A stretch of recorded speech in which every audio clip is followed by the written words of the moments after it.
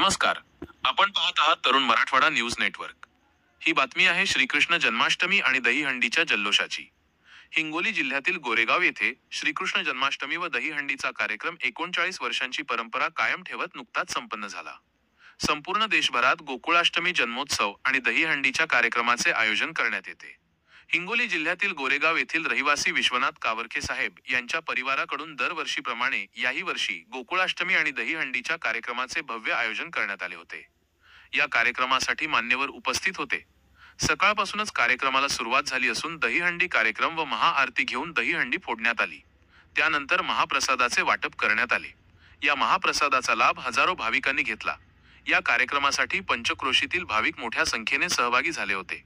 श्रीकृष्ण जन्माष्टमी आणि गोपाळकाला हा कार्यक्रम जवळपास आम्ही 39 वर्षापासून साजरा करतो। श्री संत सद्गुरू श्रीराम महाराज माझे गुरु त्यांच्या प्रेरणेनं आणि आशीर्वादानं असा हा अखंड चालणारा कार्यक्रम आहे। आणि या कार्यक्रमासाठी महाराजाची जी शिष्यमंडळी आहे त्यांना कोणत्याही प्रकारचं आमंत्रण न देता फोन न करता दरवर्षी स्वतःच्या मनाने येतात, तिथं हजर राहतात। कीर्तन, जागर, भजन, गवळण असे कार्यक्रम ते सादर करतात। त्यांच्या प्रेरणेनं माझं कुटुंब हा कार्यक्रम जवळपास 39 वर्षापासून आम्ही करतो। आणि या कार्यक्रमासाठी सर्वात महत्त्वाचं म्हणजे माझ्या भावकीचे लोक, मित्र कंपनी, ग्रामपंचायतीचे लोक आणि सर्व गावकरी लोक अशा प्रतिकूल परिस्थितीतसुद्धा आम्हाला भावून काम करतात। त्यांचेसुद्धा मी शतशत आभारी हो।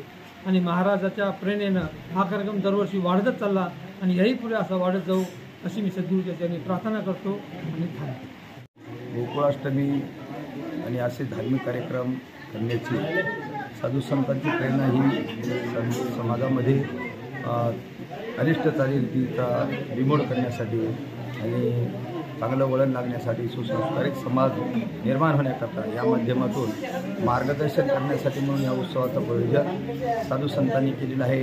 आणि त्याच माध्यमातून श्री कावरखे साहेब, विश्वनाथरावजी कावरखे यांनी हा कार्यक्रम गेल्या 39 वर्षापासून या जागेवर फार भक्तिभावनानं साजरा केला आहे। या कार्यक्रमामध्ये ज्यावेळेस संत सद्गुरू श्रीराम महाराज हयात होते त्यावेळेस ते स्वतः आहेत आणि त्यांचासुद्धा प्रेमाचा मार्गदर्शनाचा सल्ला या